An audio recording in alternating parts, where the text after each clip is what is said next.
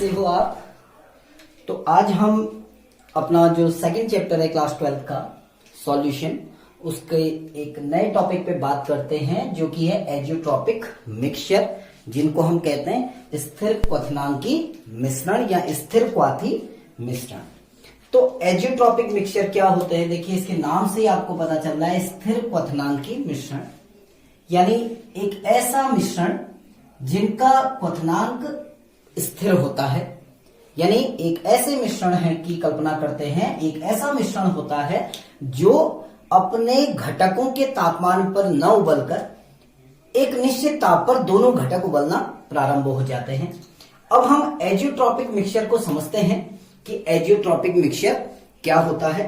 तो इसके लिए कुछ पॉइंट बनाते हैं, आप अपनी कॉपी निकालिए और उसको नोट करते रहिए। कुछ पॉइंट लिखेंगे और उस पॉइंट के बेसिस पे हम इसकी डेफिनेशन बनाएंगे कि एजियोट्रॉपिक मिक्सचर होते क्या हैं।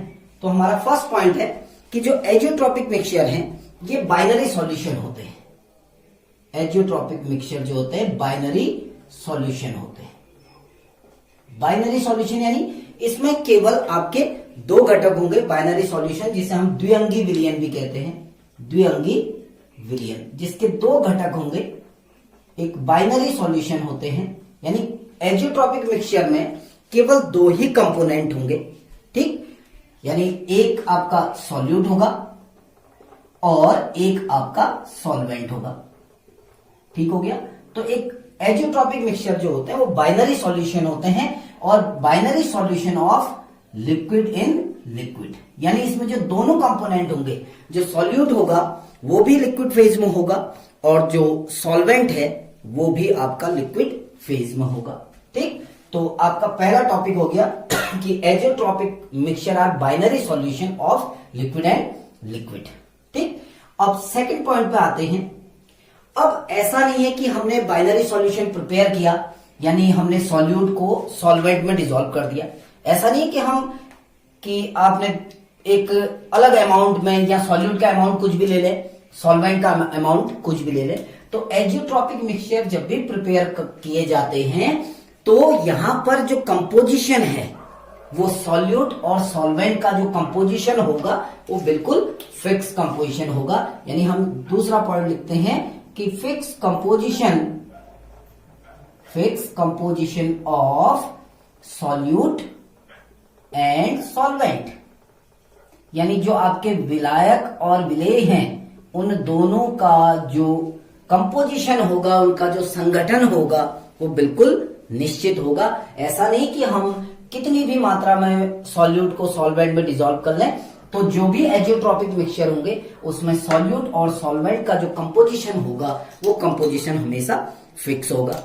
तीसरा पॉइंट, अब जब हम दो कंपोनेंट को यानी सॉल्यूट और सॉल्वेंट को एक फिक्स कंपोजिशन पर मिलाते हैं तो रिजल्ट क्या होता है। रिजल्ट ये होता है कि ये जो फिक्स कंपोजिशन वाले सॉल्यूट और सॉल्वेंट हैं ये एक फिक्स या एक कांस्टेंट टेम्परेचर पर बॉयल होने लगते हैं। यानी हम तीसरा पॉइंट कहते हैं कि दे बॉयल एट कांस्टेंट टेम्परेचर। यानी जब हम एक निश्चित मात्रा में या निश्चित संगठन में विलेय को विलायक में मिलाते हैं और एजियोट्रॉपिक मिक्सचर बनाते हैं तो एजियोट्रॉपिक मिक्सचर में जो भी कंपोनेंट हैं दे बॉयल एट कांस्टेंट टेम्परेचर, यानी इन एक नियत ताप पर ये उबलने लगते हैं। फोर्थ पॉइंट, हम चौथा पॉइंट बनाते हैं।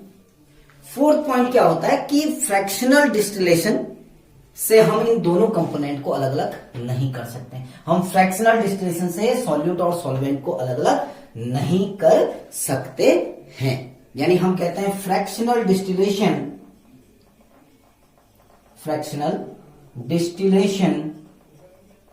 Is not possible. Fractional distillation is not possible to separate solute and solvent. तो सॉल्यूट और सॉल्वेंट को पृथक करने के लिए फ्रैक्शनल डिस्टिलेशन का प्रयोग नहीं किया जा सकता। यानी ऐसे घटकों को किसी एजियोट्रॉपिक मिक्सचर के जो कंपोनेंट हैं सॉल्यूट और सॉल्वेंट, उनको आप फ्रैक्शनल डिस्टिलेशन से पृथक नहीं कर सकते हैं, इसीलिए हमने फोर्थ पॉइंट बनाया कि fractional distillation is not possible. अब फ्रैक्शनल डिस्टिलेशन पॉसिबल क्यों नहीं होता, इस पॉइंट को बड़े गौर से देखना कि सपोज करो आपके दो कंपोनेंट हैं, एक आपका सॉल्यूट है, दूसरा आपका सॉल्वेंट है, क्योंकि जो भी एजियोट्रॉपिक मिक्सचर होंगे वो बाइनरी सॉल्यूशन है, यानी दो ही कंपोनेंट होंगे। तो हम मान के चल रहे हैं सॉल्यूट आपका ए है, सॉल्वेंट आपका बी है। तो fractional distillation is not possible, इसका मतलब क्या होता है कि जो फ्रैक्शनल डिस्टिलेशन क्यों नहीं हो सकता है वो ये है कि जो सॉल्यूट का मोल फ्रैक्शन है, ये मोल फ्रैक्शन है कि जो विलेय का जो मोल अंश है या मोल प्रभाज है इन लिक्विड फेज, यानी द्रव अवस्था में विलेय का जो मोल अंश है वो किसके बराबर हो जाता है, वाष्प प्रावस्था में विलेय के मोल अंश के बराबर, यानी इन वेपर फेज। गौर से समझना कि जो विलेय का जो मोल अंश है द्रव प्रावस्था में, वो विलेय के मोल अंश जो वाष्प प्रावस्था में है वो दोनों क्या हो जाते हैं, बराबर हो जाते हैं, इसलिए फ्रैक्शनल डिस्टिलेशन पॉसिबल नहीं होता है। ऐसे ही हम कहते हैं mole fraction of solvent in liquid phase is equal to mole fraction of solvent in vapour phase.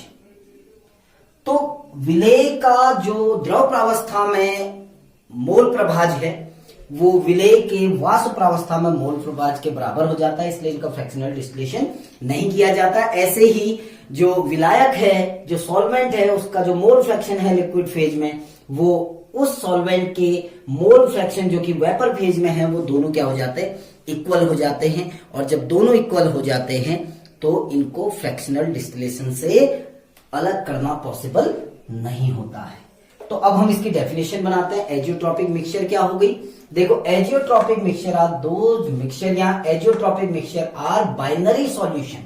हम कह सकते हैं एजियोट्रॉपिक मिक्सचर क्या होते हैं, बाइनरी सॉल्यूशन होते हैं, in which solute and in which the composition of solute and solvent are fixed, यानी जिसमें विलेय और विलायक का संगठन निश्चित होता है, वे एक निश्चित तापमान पर उबलते हैं और उन्हें फ्रैक्शनल डिस्टिलेशन से पृथक करना संभव नहीं होता है। तो आपकी डेफिनेशन पूरी की पूरी इससे बन गई है। जो स्थिर क्वथनांकी मिश्रण की हम परिभाषा बनाएंगे, क्या बनेगा कि स्थिर क्वथनांकी मिश्रण एक द्विअंगी विलयन होते हैं जिनमें विलेय और विलायक का संगठन निश्चित होता है और ये दोनों एक निश्चित ताप पर उबलते हैं और इन घटकों को फ्रैक्शनल डिस्टिलेशन से पृथक नहीं किया जा सकता है। क्यों पृथक नहीं किया जा सकता है, क्योंकि जो विलेय और विलायक हैं उनके द्रव प्रावस्था में जो मोल अंश हैं वो विलेय और विलायक के वाष्प प्रावस्था में मोल अंश के क्या हो जाते हैं, बिल्कुल बराबर हो जाते हैं। फ्रैक्शनल डिस्टिलेशन के लिए कंडीशन है कि लिक्विड फेज में जो आपका मोल फ्रैक्शन होगा वो वेपर फेज में मोल फ्रैक्शन के इक्वल नहीं होना चाहिए। अभी हम उसके बारे में आगे डिस्कस करेंगे, ठीक। तो अब हमने ये बात की, हमने डेफिनेशन बनाई कि जो हमारे स्थिर क्वथनांकी मिश्रण होते हैं या जो एजियोट्रॉपिक मिक्सचर होते हैं उनकी डेफिनेशन क्या होती है, ठीक, वो हमने डेफिनेशन बनाई।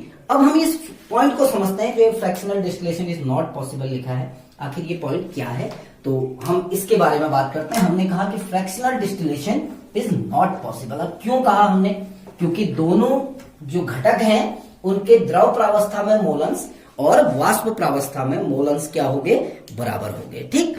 अब हम इसको समझने के लिए एक सॉल्यूशन लेते हैं। हमने एक कंटेनर लिया, इस कंटेनर में हम एक बाइनरी सॉल्यूशन ले रहे हैं। बाइनरी सॉल्यूशन किसका ले रहे हैं, एथिल अल्कोहल और वाटर का, ठीक। हमने इसमें एथिल अल्कोहल लिया C2H5OH और इस एथिल अल्कोहल को हमने वाटर में डिसॉल्व किया। एक बाइनरी सॉल्यूशन है, बाइनरी यानी द्विअंगी विलयन है जिसमें एथिल अल्कोहल विलेय है और जल क्या है आपका, विलायक है, ठीक। अब हमने किया क्या, हमें पता है, देखो एथिल अल्कोहल, अब पहले हम इसको समझ लें कि हमने एक सॉल्यूशन प्रिपेयर किया, बाइनरी सॉल्यूशन एथिल अल्कोहल और जल का, ठीक। अब हमने क्या किया, एक ऐसा इक्विपमेंट लगाते हैं इसमें किसी तरीके से, हमने एक ऐसा अरेंजमेंट बनाया कि हम जो वेपर बनेगी उस वेपर को कहीं कलेक्ट कर सकें। सपोज करो ये एक इक्विपमेंट बना रहा हूं कि हम इसकी वेपर को यहां कलेक्ट कर सकें, ठीक। अब हमें पता है कि ये जो दोनों कंपोनेंट हैं इसके बॉइलिंग पॉइंट अलग अलग होते हैं। अब देखिए हम सबसे पहले बात करते हैं जो एथिल अल्कोहल है C2H5OH, इसका जो बॉइलिंग पॉइंट होता है, एथिल अल्कोहल का जो बॉइलिंग पॉइंट होता है वो होता है 351.3 केल्विन, ठीक। और वाटर का बॉइलिंग पॉइंट हमें पता है 373 केल्विन, 100 डिग्री सेल्सियस या 373 केल्विन, ठीक। अब हम क्या कर रहे हैं कि हम इन दोनों को हीट कर रहे हैं। इस सॉल्यूशन को हमने क्या किया, हीट किया। तो आप ये समझना कि जब हम हीट कर रहे हैं तो टेम्परेचर धीरे धीरे बढ़ रहा है, ठीक। टेम्परेचर बढ़ेगा तो पहले कौन सा टेम्परेचर एक्वायर होगा, जो कम वाला है, यानी जैसे जैसे हम इसको हीट करते हैं तो आपका टेम्परेचर रेज होता है, टेम्परेचर बढ़ेगा। और जब टेम्परेचर बढ़ेगा तो जैसे ही टेम्परेचर 351.3 पे पहुंचेगा, जैसे ही हमारा तापमान 351.3 केल्विन पर पहुंचा, एथिल अल्कोहल की वेपर बननी प्रारंभ हो जाएगी, बनेगी ना। एथिल अल्कोहल की वेपर बनेगी और वो वेपर इस इक्विपमेंट के थ्रू इस दूसरे कंटेनर में क्या हो जाएगी, इकट्ठा हो जाएगी। यानी इस कंटेनर में हमारा एथेनॉल डिपॉजिट होना स्टार्ट हो जाएगा और यहां क्या रह जाएगा, आपका वाटर। ये है सिंपल फ्रैक्शनल डिस्टिलेशन जिसको हम कहते हैं। डिस्टिलेशन है एक, जिससे हमने क्या किया, एथेनॉल और वाटर को अलग अलग कर दिया, सेपरेट कर दिया। क्यों? क्योंकि इनके बॉइलिंग पॉइंट में डिफरेंस था, दोनों के बॉइलिंग पॉइंट अलग अलग हैं। जिसका बॉइलिंग पॉइंट कम है वो पहले वेपोराइज होगा और वेपोराइज होकर दूसरे कंटेनर में डिपॉजिट हो जाएगा। जिसका बॉइलिंग पॉइंट हाई है वो जो आपका पहला वाला बीकर था उसी में रह जाएगा, ठीक। अब ये ऐसा क्यों हुआ, ये फ्रैक्शनल डिस्टिलेशन से जब हम किसी को सेपरेट करते हैं वो तभी सेपरेशन होता है। अब मैं इसको समझाता हूं कि ये सपोज करो एथेनॉल की वेपर है, ये वेपर फेज है एथेनॉल की, और पूरा का पूरा एथेनॉल तो वेपोराइज हुआ नहीं होगा, कुछ एथेनॉल आपका इधर भी बचा होगा। ये लिक्विड फेज में है, ये जो है ये एथेनॉल लिक्विड फेज, ये एथेनॉल की वेपर। सपोज करो अब हमारा जो एथेनॉल था उसको हमने सॉल्यूट माना था, ठीक। तो हम मान के चलते हैं कि हमारा जो एथेनॉल है, ये जो एथेनॉल है लिक्विड फेज में, लिक्विड फेज में एथेनॉल का जो मोल फ्रैक्शन है सपोज करो वो 0.3 है, ठीक। अब लिक्विड फेज में ये तो एथेनॉल है और ये वाटर है, ठीक। दोनों कंपोनेंट है, सॉल्यूट भी है और सॉल्वेंट भी है। तो जो आपका एथेनॉल है, एथेनॉल का मोल फ्रैक्शन हमने मान के चलते हैं कितना है, 0.3। तो जो सॉल्वेंट है जल, उसका मोल फ्रैक्शन कितना हो जाएगा, ऑब्वियस सी बात है 0.7, क्योंकि दोनों का जो मोल फ्रैक्शन होगा उसका सम कितना होना चाहिए, 1 होना चाहिए। यानी विलेय और विलायक XA + XB = 1। ये किस में है, लिक्विड फेज में, ये है आपका लिक्विड फेज में। अब हम आ जाते हैं गैसेस फेज में, ठीक। ये गैसेस फेज, ये या वेपर फेज में कहते हैं हम। ये वेपर फेज में आपका एथेनॉल है और ये वाटर की वेपर है।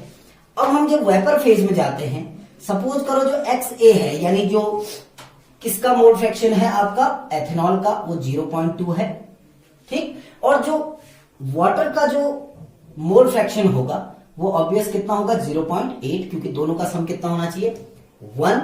ये आपका वेपर फेज में है, ये आपका वेपर फेज में है। तो यहां पर आप देखेंगे कि XA in liquid phase, XA यानी एथेनॉल का मोल फ्रैक्शन जो है in liquid phase does not equal to XA या mole fraction of ethanol in vapour phase.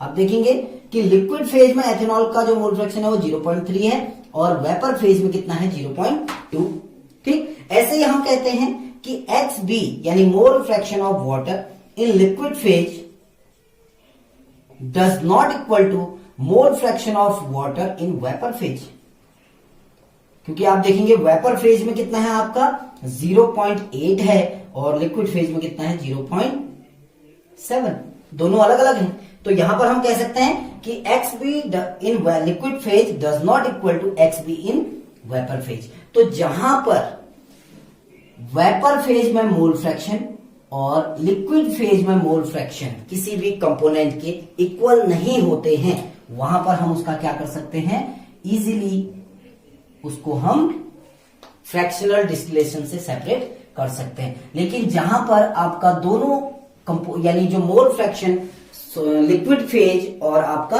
Vapour phase में इक्वल हो जाएंगे तो वहां पर हम उनको अलग अलग नहीं कर सकते, ठीक। तो ये तो हमारा था कि जो एजियोट्रॉपिक मिक्सचर होते हैं या जो स्थिर क्वथनांकी मिश्रण होते हैं वो किसे हम कहते हैं। तो उसके लिए हमने बात करी कि स्थिर क्वथनांकी जो मिश्रण होते हैं वो एक बाइनरी सॉल्यूशन होते हैं, यानी द्विअंगी विलयन होते हैं। और द्विअंगी विलयन कैसे, जिसमें दोनों कंपोनेंट आपके लिक्विड होते हैं, यानी सॉल्यूट भी लिक्विड होगा और सॉल्वेंट भी लिक्विड होगा। They have a fix composition, यानी उनका जो कंपोजिशन है वो बिल्कुल फिक्स होता है, सॉल्यूट और सॉल्वेंट का कंपोजिशन फिक्स होता है। ठीक, उसके बाद हमने कहा they boils at a constant temperature, यानी ऐसा जो सॉल्यूशन या ऐसा जो मिक्सचर होगा वो एक फिक्स बॉइलिंग पॉइंट पर क्या होता है, बॉईल करना स्टार्ट होता है। टेम्परेचर एक फिक्स टेम्परेचर पे बॉईल होता है। और हम कहते हैं the component of the mixture can not be separated by fractional distillation. जो ऐसे एजियोट्रॉपिक मिक्सचर होते हैं उसके जो कंपोनेंट है उनको हम फ्रैक्शनल डिस्टिलेशन मेथड से सेपरेट नहीं कर सकते। Okay, got it. तो अब हम एजियोट्रॉपिक मिक्सचर कितने टाइप के होते हैं उसकी ओर चलते हैं। अब जो एजियोट्रॉपिक मिक्सचर है वो आपके 2 टाइप के होते हैं। अब वो 2 टाइप कौन कौन से हैं उसके बारे में हम डिटेल में बात करते हैं, लेकिन आप इस वीडियो को गौर से देखिएगा, बहुत इंपॉर्टेंट टॉपिक है, पूछा जाता है एग्जाम में। तो जो आपके एजियोट्रॉपिक मिक्सचर होते हैं वो 2 टाइप के होते हैं। पहला, minimum boiling point azeotrope. Minimum boiling point, minimum boiling point azeotrope. ठीक, और दूसरा होता है maximum boiling point azeotrope. Maximum boiling point azeotropes. तो 2 प्रकार के आपके एजियोट्रॉपिक मिक्सचर हो गए। एक होते हैं जो मिनिमम बॉइलिंग पॉइंट एजियोट्रॉप होते हैं, ठीक, जिसको हम कहते हैं न्यूनतम क्वथनांकी स्थिर क्वाथी मिश्रण। अगर हम इसको हिंदी में लिखें तो हम इसका नाम होता है न्यूनतम क्वथनांकी, न्यूनतम क्वथनांकी स्थिर क्वाथी मिश्रण, स्थिर क्वाथी मिश्रण। और दूसरे जो होते हैं उसको हम कहते हैं अधिकतम क्वथनांकी, अधिकतम क्वथनांकी स्थिर क्वाथी मिश्रण, स्थिर क्वाथी मिश्रण। अब ये होते क्या हैं, इनके एग्जाम्पल क्या होते हैं, बड़े गौर से समझना। मैं दोनों के एग्जाम्पल लिख रहा हूं कि जो मिनिमम बॉइलिंग पॉइंट एजियोट्रॉप्स होते हैं और जो मैक्सिमम बॉइलिंग पॉइंट एजियोट्रॉप्स होते हैं। तो जो मिनिमम, हमने पहले कहा है कि जो एजियोट्रॉप्स होते हैं, जो एजियोट्रॉपिक मिक्सचर होता है उनमें कंपोजिशन फिक्स होता है। ऐसा नहीं कि हमने किसी भी रेशियो में मिला दिया और हमारा एजियोट्रॉप बन गया। एजियोट्रॉप्स तब बनेंगे जब हम एक फिक्स कंपोजिशन में सॉल्यूट और सॉल्वेंट को मिक्स करेंगे। ठीक, इसलिए हमने कहा था they have a fix composition, उनका कंपोजिशन क्या होता है, फिक्स होता है। तो हम अब दोनों के एग्जांपल लिखते हैं। न्यूनतम क्वथनांकी स्थिर क्वाथी का मिश्रण है कि 95% ethanol solution, C2H5OH plus water solution, यानी एक ऐसा मिश्रण जिसमें 95% आपका एथेनॉल है और 5% आपका क्या है, वाटर है। इसीलिए कंपोजिशन फिक्स होता है, कहा था मैंने कि दोनों का जो संगठन है वो बिल्कुल निश्चित होगा, इसको आप चेंज नहीं कर सकते। हम ये नहीं कह सकते कि 92% एथेनॉल एंड वाटर, वो एजियोट्रॉपिक नहीं बनेगा, ये फिक्स कंपोजिशन होता है। तो 90 एक ऐसा सॉल्यूशन जिसमें 95% एथेनॉल हो और 5% वाटर हो, वो कैसा सॉल्यूशन बनाता है, मिनिमम बॉइलिंग पॉइंट एजियोट्रॉप्स। ऐसे ही हम कहते हैं 68%, अगर 68% HNO3 एंड वाटर का अगर कोई मिक्सचर है तो वो कहलाता है आपका मैक्सिमम बॉइलिंग पॉइंट एजियोट्रॉप, यानी 68% आपका क्या होगा, HNO3 और 32% आपका क्या होगा, वाटर होगा। तो ये जो आपका सॉल्यूशन बनेगा ये बनेगा आपका मैक्सिमम बॉइलिंग पॉइंट एजियोट्रॉप्स। अब ये होते कौन कौन से आपके, ये मिक्सचर होते कौन से हैं, जो राउल्ट्स के लॉ से पॉजिटिव डेविएशन दिखाते हैं, राउल्ट के लॉ से पॉजिटिव डेविएशन दिखाते हैं, वो होते हैं मिनिमम बॉइलिंग पॉइंट एजियोट्रॉप्स। आपको ये पता है कि एथेनॉल और वाटर का जो 95% एथेनॉल वाटर कंपोजिशन है वो एक पॉजिटिव डेविएशन वाला नॉन आइडियल सॉल्यूशन है। ऐसे ही जो नेगेटिव डेविएशन दिखाते हैं, नेगेटिव डेविएशन दिखाते हैं फ्रॉम राउल्ट्स लॉ, वो होते हैं मैक्सिमम बॉइलिंग पॉइंट एजियोट्रॉप। ये एग्जांपल याद भी रखना, कि जो 95% C2H5OH एंड वाटर का जो मिक्सचर है वो पॉजिटिव डेविएशन शो करता है फ्रॉम राउल्ट्स लॉ, और जो 68% HNO3 एंड वाटर का जो मिक्सचर है वो नेगेटिव डेविएशन शो करता है from Raoult's law. Okay, got it. तो अब हम बात करेंगे ग्राफ से, हम समझेंगे इसको कि ये जो मिनिमम बॉइलिंग पॉइंट एजियोट्रॉप और मैक्सिमम बॉइलिंग पॉइंट एजियोट्रॉप है, इसको हम ग्राफ से समझेंगे। एग्जांपल मैंने आपको लिखा दिया है, ठीक। अब हम इसको एक ग्राफ से समझते हैं कि कैसे, किसे हम मिनिमम बॉइलिंग पॉइंट एजियोट्रॉप्स कहते हैं और किसे हम मैक्सिमम बॉइलिंग पॉइंट एजियोट्रॉप्स कहते हैं, ठीक। तो एक ग्राफ से हम इसको समझते हैं। दो ग्राफ बनाएंगे, एक ग्राफ बनाएंगे vapour pressure versus mole fraction, ठीक, और दूसरा ग्राफ इसी के नीचे बनाते हैं हम, वो ग्राफ बनेगा आपका मोल टेम्परेचर वर्सेस मोल फ्रैक्शन, ठीक हो गया। बिल्कुल सेम सेम बना रहा हूं। ये है आपका minimum boiling point azeotrope, minimum boiling point azeotrope. हम इसको सीधे सीधे लिख देता हूं मैं कि मिनिमम बॉइलिंग पॉइंट एजियोट्रॉप्स या एजियोट्रॉपिक मिक्सचर, ठीक। अब आप समझना कि हम एक ऐसे मिक्सचर की कंपेयर कर रहे हैं। अब हम मान के चलते हैं, हमने इसमें क्योंकि एग्जांपल लिया है एथेनॉल एंड वाटर का, ठीक, एथेनॉल एंड वाटर का। आपको एथेनॉल का बॉइलिंग पॉइंट भी पता है और वाटर का बॉइलिंग पॉइंट भी पता है। हम सपोज करते हैं C2H5OH, इसको हम ए कंपोनेंट मान रहे हैं जिसका बॉइलिंग पॉइंट है 351.3 केल्विन, और दूसरा कंपोनेंट आपका वाटर है जिसको हम बी कंपोनेंट मान रहे हैं, इसका बॉइलिंग पॉइंट होता है 373 केल्विन, ठीक। अब मैंने इसको ए और बी से शो कर दिया। आप समझ लेना कि ए क्या है एथेनॉल, बी क्या है वाटर। तो हम मान के चल रहे कि यहां पर the mole fraction of A is equal to 1 and the mole fraction of B is equal to 0। That means यहां पर केवल क्या प्रेजेंट है आपका, क्या है केवल प्रेजेंट एथेनॉल। तो यहां जो भी वेपर प्रेशर होगा वो किसका होगा, एथेनॉल का होगा, ठीक। और हमें पता है कि जो आइडियल सॉल्यूशन होते हैं उनके लिए जो ग्राफ आता है वो एक स्ट्रेट लाइन आता है, इस तरीके से हमने पीछे पढ़ा हुआ है। तो यहां पर जो भी वेपर प्रेशर होगा वो किसका होगा, केवल एथेनॉल का। दैट मीन्स ये जो वेपर प्रेशर है ये किसका है, C2H5OH का। अब हम इस ओर चलते हैं, यहां आपका XA इज इक्वल टू 0 और XB इज इक्वल टू 1, यानी यहां पर केवल कौन सा कंपोनेंट प्रेजेंट है आपका, वाटर, क्योंकि XB इज इक्वल टू 1 तो केवल बी कंपोनेंट है, यानी यहां जो भी वेपर प्रेशर होगा वो किसका होगा, वाटर का वेपर प्रेशर। ये तो आइडियल सॉल्यूशन के लिए, ठीक। अब यहां पर केवल एथेनॉल था। अब एथेनॉल में हमने वाटर ऐड करना स्टार्ट किया क्योंकि हमारा सॉल्यूशन कितना है, देखिए 95% C2H5OH और 5% आपका क्या है, वाटर। अब यहां पर 100% एथेनॉल है हमारे पास क्योंकि केवल XA इज इक्वल टू 1 है, तो यहां पर पूरा का पूरा एथेनॉल है। अब हम क्या कर रहे हैं, इस एथेनॉल में, ठीक है ना, इस एथेनॉल में हमने वाटर ऐड करना स्टार्ट किया। और कितना वाटर ऐड किया हमने, 5%। हमने केवल 5% वाटर ऐड किया तो हमारा एथेनॉल कितना हो गया, 95%। तो ये नॉन आइडियल सॉल्यूशन बना क्योंकि एथेनॉल में वाटर ऐड कर रहे हैं तो कैसा डेविएशन शो कर रहा है, पॉजिटिव डेविएशन। क्यों, क्योंकि अट्रैक्शन फोर्स कम हो जाता है, ये पीछे हमने बात की है। अट्रैक्शन फोर्स कम होता है तो वेपर प्रेशर हाई हो जाता है। तो इसकी जो वेपर प्रेशर की जो लाइन आएगी वो इस तरीके से आएगी, पॉजिटिव डेविएशन। आप इसको गौर से देखना कि यहां जो डेविएशन होगा वो पॉजिटिव डेविएशन होगा, यानी ये जो राउल्ट के लॉ के अकॉर्डिंग जो ग्राफ आएगा उससे ये ग्राफ ऊपर आएगा। और एक पॉइंट ऐसा होता है जहां पर इसका वेपर प्रेशर मैक्सिमम है। ये वेपर प्रेशर जहां पर मैक्सिमम है ये उस कंपोजिशन को शो करता है, 95% एथेनॉल सॉल्यूशन को शो करता है। यानी जैसे जैसे हमने वाटर ऐड करना स्टार्ट किया और 5% वाटर जब हम ऐड करेंगे तो इसका वेपर प्रेशर मैक्सिमम हो जाएगा, ठीक। अब हमको पता है कि जो वेपर प्रेशर है और जो बॉइलिंग पॉइंट है वो एक दूसरे के रेसिप्रोकल होता है। पहले वाले वीडियोस में इसको हमने डिस्कस किया है एलिवेशन इन बॉइलिंग पॉइंट में, कि वेपर प्रेशर और बॉइलिंग पॉइंट एक दूसरे के रेसिप्रोकल होते हैं, व्युत्क्रमानुपाती होते हैं। अब आप देखना, अब हम नीचे वाले ग्राफ में आते हैं जो है टेम्परेचर वर्सेस मोल फ्रैक्शन।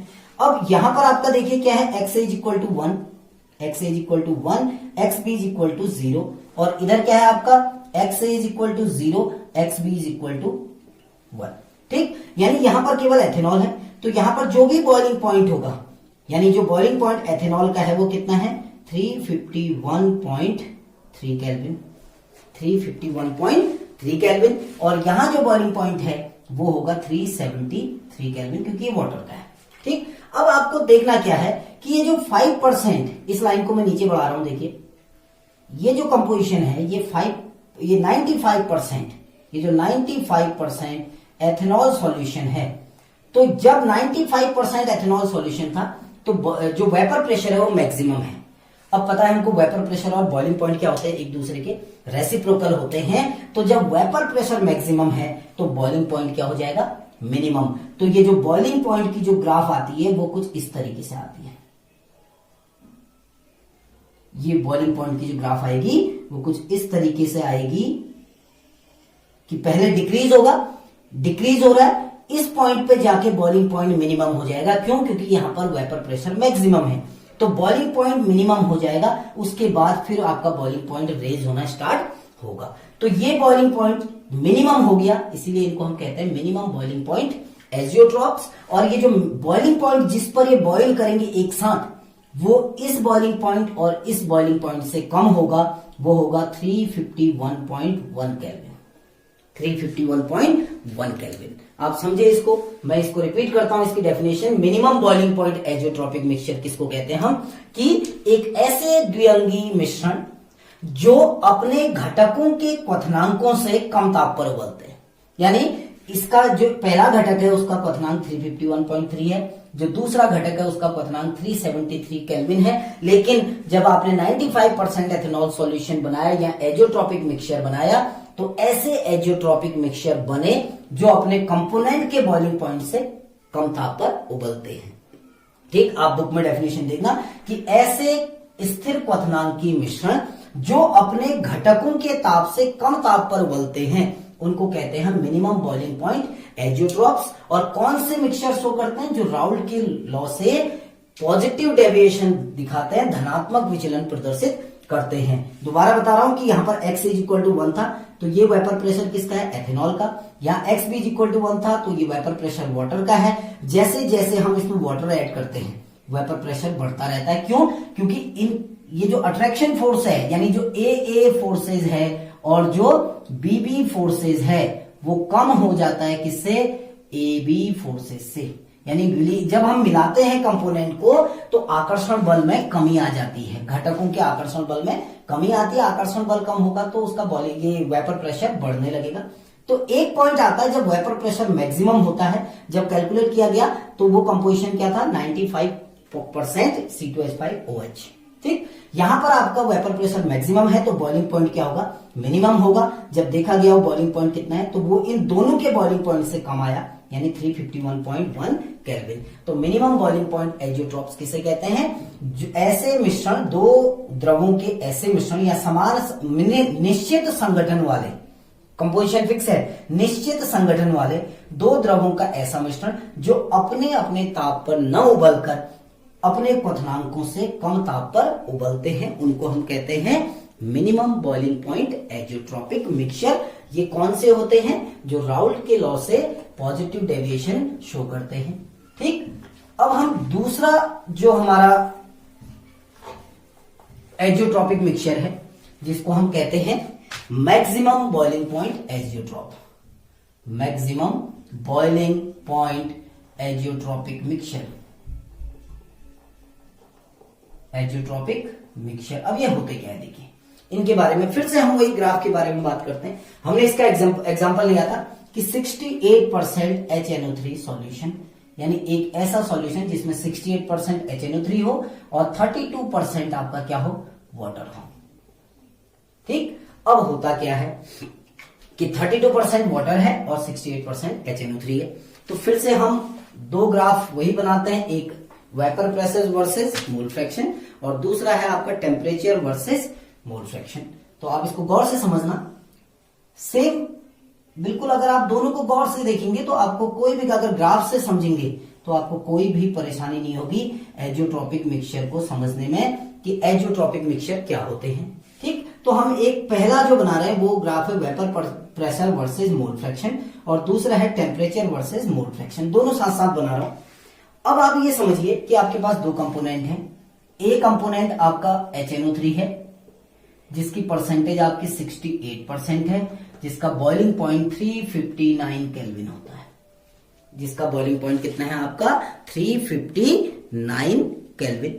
अब दूसरा जो हमारा कंपोनेंट है वो है वाटर। वाटर का जो बी कंपोनेंट जो है वाटर है, इसकी परसेंटेज 32% है, जिसका बॉइलिंग पॉइंट 373 केल्विन होता है। ठीक, यानी ए क्या है आपका HNO3, बी क्या है वाटर। अब हम फिर से वही मान के चलते हैं, यहां पर x is equal to 1, X B is equal to 0, यानी यहां पर केवल HNO3 है। यहां हम मान के चलते हैं x is equal to 0, X B is equal to 1, यहां पर केवल वाटर है। ठीक, अब जो ये ध्यान देना कि जो राउल्ट के लॉ के अकॉर्डिंग जो ग्राफ आता है, यानी vapour pressure versus mole fraction, वो बिल्कुल स्ट्रेट लाइन आता है। अब ये कौन से सॉल्यूशन हैं? ये हैं जो राउल्ट के लॉ से नेगेटिव डेविएशन शो करते हैं, यानी the solution which show negative deviation from Raoult's law are called maximum boiling point azeotropes. Okay, got it. तो अब ये स्ट्रेट लाइन है, ये तो आइडियल सॉल्यूशन के लिए है। अब क्योंकि ये नेगेटिव डेविएशन वाले हैं, तो इनका जो ग्राफ आएगा वो कुछ इस तरीके से आएगा। इनका जो ग्राफ होगा वो कुछ इस तरीके से आएगा, यानी इससे वेपर प्रेशर लो होगा। किससे? जो राउल्ट के अकॉर्डिंग जो वेपर प्रेशर आ रहा है। ठीक, अब यहां पर केवल आपका क्या था? कंपोनेंट ए HNO3, यानी यहां पर जो भी वेपर प्रेशर था वो किसका था? वेपर प्रेशर था HNO3 का। और यहां जो भी ये वेपर प्रेशर है, ये किसका वेपर प्रेशर है? वाटर का। अब हमने किया क्या? हमने इसमें धीरे धीरे क्या मिलाया? वाटर मिलाया। किसमें? HNO3 में। यहां केवल HNO3 है। अब हम धीरे धीरे HNO3 में, मैं रेड मार्कर से शो करता हूं कि इसमें हम धीरे धीरे वाटर ऐड कर रहे हैं। और कितना वाटर ऐड कर रहे हैं? 32%। हमने कितना वाटर ऐड किया? 32%। तो जब हम वाटर ऐड करते हैं HNO3 और HNO3 में अगर वाटर ऐड करते हैं तो वेपर प्रेशर डिक्रीज होने लगता है, क्योंकि जो HNO3 है और जो वाटर मॉलिक्यूल हैं, इनके बीच में अट्रैक्शन फोर्स जो होता है वो इंक्रीज हो जाता है। अट्रैक्शन फोर्स इंक्रीज हो जाता है। अट्रैक्शन फोर्स इंक्रीज होगा तो मॉलिक्यूल एक दूसरे के क्लोज आ जाएंगे, तो वेपर कम बनेगी। वेपर कम बनेगी तो वेपर प्रेशर भी क्या हो जाएगा? कम। तो जैसे जैसे हम वाटर मिलाते हैं तो अट्रैक्शन फोर्स बढ़ रहा है, तो आपका क्या हो जाएगा कि वेपर प्रेशर डिक्रीज होना स्टार्ट हो जाएगा। और एक पॉइंट होगा जहां पर वेपर प्रेशर मिनिमम होगा। ये यहां पर वेपर प्रेशर क्या है? मिनिमम है। और ये किस कंपोजिशन पे वेपर प्रेशर मिनिमम है? ये है 68% HNO3। यानी जैसे जैसे हमने 32% वाटर ऐड किया तो वेपर प्रेशर मिनिमम हो गया। इसके बाद अब वाटर ऐड करोगे तो वेपर प्रेशर फिर से इंक्रीज होना स्टार्ट हो गया। लेकिन एक पॉइंट जहां पर कंपोजिशन 68% HNO3 है, वहां पर वेपर प्रेशर क्या हो गया? मिनिमम हो गया। ठीक, अब हम देखते हैं, यहां पर हम मान के चल रहे हैं कि x इज इक्वल टू 1 और X B is equal to 0 और X B is equal to 1। That means यहां पर केवल आपका क्या है? HNO3। तो यहां जो बॉइलिंग पॉइंट होगा वो HNO3 का होगा 359 केल्विन। ठीक, और यहां जो वेपर प्रेशर होगा वो वाटर का होगा 373 केल्विन। Okay, got it. ये वाटर का आपका बॉइलिंग पॉइंट है, ये आपका किसका बॉइलिंग पॉइंट है? HNO3 का। ठीक, अब देखो इस पॉइंट पे, इस लाइन को मैं नीचे बढ़ाता हूं, ग्राफ को बड़े गौर से समझिएगा। इस लाइन को मैं नीचे करता हूं। ये जो कंपोजिशन है, ये कितना कंपोजिशन है? 68% HNO3, यानी 32% इसमें वाटर है। अब आप देखना, वेपर प्रेशर डिक्रीज हो रहा है। वेपर प्रेशर डिक्रीज हो रहा है क्योंकि वेपर प्रेशर और जो बॉइलिंग पॉइंट होते हैं वो एक दूसरे के रेसिप्रोकल होते हैं। वेपर प्रेशर डिक्रीज होगा तो बॉइलिंग पॉइंट क्या हो जाएगा? इंक्रीज। तो जैसे जैसे हम वाटर ऐड करते हैं तो वेपर प्रेशर डिक्रीज हो रहा है, लेकिन आपका क्या हो जाएगा? बॉइलिंग पॉइंट इंक्रीज होगा। तो ये ग्राफ इस तरीके का आएगा। ये ग्राफ आपका इस तरीके का आएगा, यानी स्टार्टिंग में आपका बॉइलिंग पॉइंट क्या होगा? रेज होगा। मैं थोड़ा सा इसको और क्लियरली दिखाने की कोशिश करता हूं कि स्टार्टिंग में आपका जो बॉइलिंग पॉइंट होगा वो रेज करेगा और फिर धीरे धीरे वो बॉइलिंग पॉइंट क्या होगा? डिक्रीज होगा। यहां पर बॉइलिंग पॉइंट क्या हो जाएगा? मैक्सिमम हो जाएगा। इसीलिए इसको मैक्सिमम बॉइलिंग पॉइंट एजियोट्रॉप्स कहा जाता है। जहां पर आपका वेपर प्रेशर मिनिमम होगा वहां पर बॉइलिंग पॉइंट क्या हो जाएगा? मैक्सिमम हो जाएगा। और आप देख रहे हैं कि ये जो बॉइलिंग पॉइंट है ये इन दोनों के बॉइलिंग पॉइंट से ज्यादा है। ये इन दोनों के बॉइलिंग पॉइंट से क्या है, ज्यादा। ये ना तो 373 है और ना ही ये 359 है, ये बॉइलिंग पॉइंट होता है 393.5 केल्विन।